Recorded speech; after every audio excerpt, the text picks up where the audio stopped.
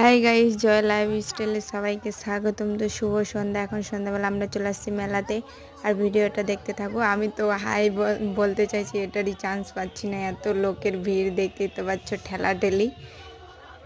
এই মেলার মধ্যে কে হারিয়ে গেলে আর খুঁজে যাবে না, মানুষ হারিয়ে গেলে।